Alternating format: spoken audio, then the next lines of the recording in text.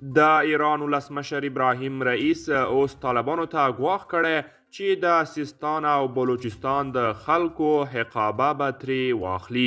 سلام ستړي مه شئ، وخت مو بخیر، ښه راغلاست نن ورځې تازه او مهم خبر ته. په سر کې یادونه کې که چیرې تاسې زموږ یوټیوب چینل نه وي سبسکرایب کړی، دغه تازه او مهمو خبرونو لپاره در سره پښتو نیوز چینل سبسکرایب کړئ.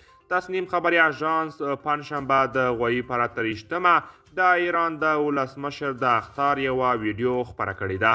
رئیسي وایي له هلمند سینده د ایران حقابه د دغه هیواد له لورې په جدي ډول تعقیبیږي او که د کچګي په بند کې کافي اوبه نه وي نو بیا طالبان ګرم نه دي، خو که اوبه وي او د سیستان د بلوچستان خلکو ته ورپرېښودل شي نو طالبان به یې ځواب وایي.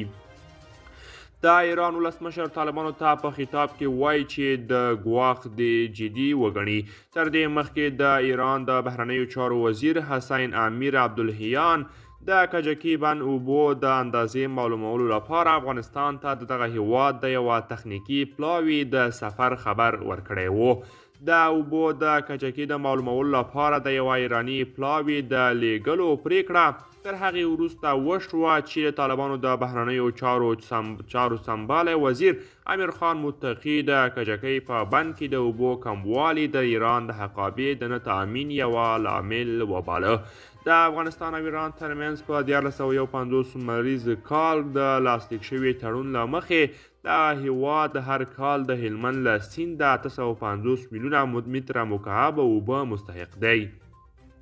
په وروستیو کلونو او میاشتو کې د ایران په سیستان او بلوچستان کې د اوبو کمښت د دغه هیواد د حکومت پر وړاندې د ایران د دې سیمې د اوسیدونکو له سختو نیوکو سره مخ شوي دي. 3 ورځې وړاندې د ایران د پارلمان یوه غړي ویلي وو چې د ایران د حقابې د ورکړې په چاره کې د دغه هیواد ډیپلوماسي بې اغیزه ده.